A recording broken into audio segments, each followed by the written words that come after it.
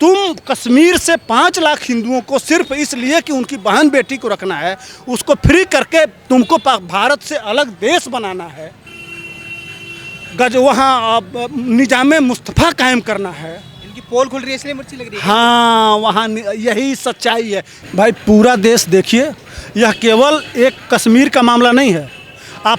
मैं कहूँगा कि जितने भी राष्ट्रवादी कलाकार हैं और जो डायरेक्टर हैं, भैया शुरू करिए डायरेक्ट एक्शन डे, मोपला कांड केरल का, भारत बंटवारा, जितने जेनोसाइड हुए हैं सबको एक एक करके लिस्टिंग करिए और इस पे फिल्म बनाइए। भारत को बताना बहुत ज़रूरी है कि भारत का असली इतिहास क्या है और नकली इतिहास क्या है।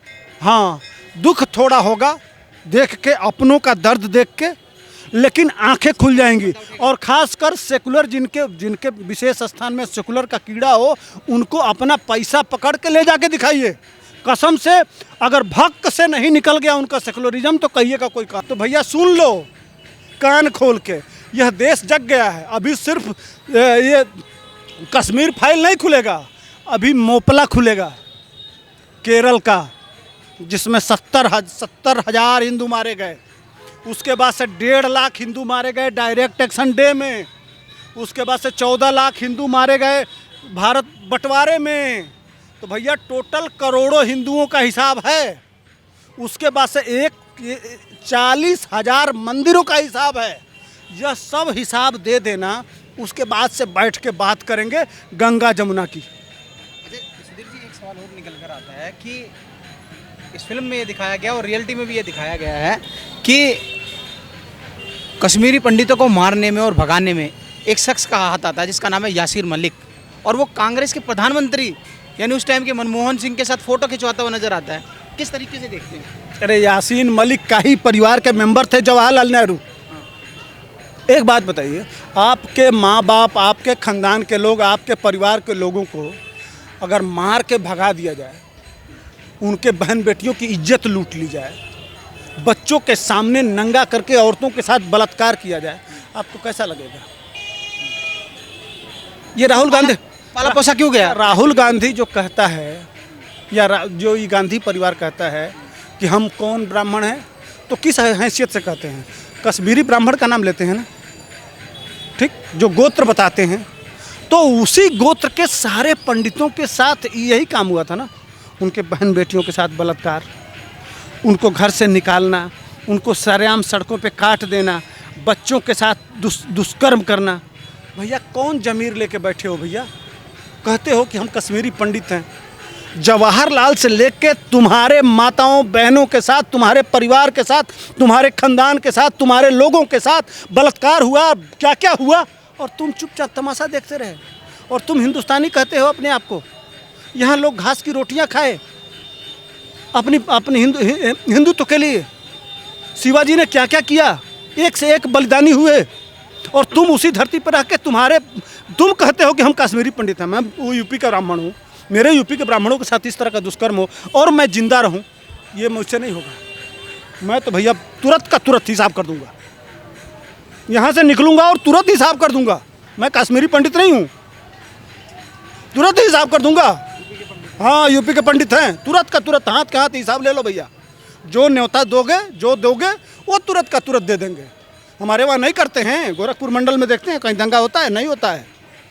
होता भी है तो तुरंत हम लोग हिसाब अगर जितना मिलता है ना उससे 1.25 गुना करके वापस कर देते हैं। तो कुछ कमियां हैं। एक और चीज़ है, शुरू से जवाहरलाल ने इतना वो फारूक अब्दुल्ला के बाप को इतना प्रश्रय दे दिया, और वह इतना हरामी चीज़ था। हाँ, वही नहीं, टीवी पे आके बैठ के गाली दे रहे हैं, देख नहीं रहे हैं, वो मानते ही नहीं। भाई आप चले जाओ जम्मू कश्मीर में, आप वहाँ के किसी व्यक्ति से पहले मिलो तो जानते हैं क्या पूछेगा? सबसे पहले पूछेगा कि आप हिंदुस्तान से आए हैं। अरे मादरचोद, तू कहाँ का है? मुंह से गाली निकल रहा है। जम्मू कश्मीर हिंदुस्तान में नहीं है तो कहाँ है? सीधे कह रहे हैं हम उनको उसी भाषा में। देखो पूरे हिंदुस्तानी है, लेकिन जो भी व्यक्ति हिंदुस्तान को अपना नहीं मानेगा, उसका सब कुछ करने में कोई दिक्कत नहीं है। मेरा शौक़ है, और जिसको जो उखाड़ना हो उखाड़ ले, मुझको कोई दिक्कत नहीं है। चाहे वो असदुद्दीन ओवैसी हो, और चाहे पूरा जम्मू कश्मीर के जो हों, और चाहे पूरे भारत का जो हो, ये जो कटुए हैं ना, पूरे भारत के जो हों, भाई इन जो भी यह कहेगा कि मैं हिंदुस्तानी नहीं हूँ, आके टीवी पे या मिल जाएगा तो उसकी सब माँ बहन करने में कोई दिक्कत नहीं है। अब भारत उसी के उसी मिजाज का है और यही करना पड़ेगा, और सबको पूरे भारत को इसी हिसाब से तैयारी करना पड़ेगा भैया। बिना तैयारी का काम नहीं चलेगा। ये जम्मू कश्मीर नहीं है, वो जो देख रहे हैं आप, जो आंखें खुल रही हैं, सीधे आपके पास नहीं आया मामला। और वो पंडित नहीं है, हिंदू हैं, उनको पंडित मान के नहीं भगाया गया।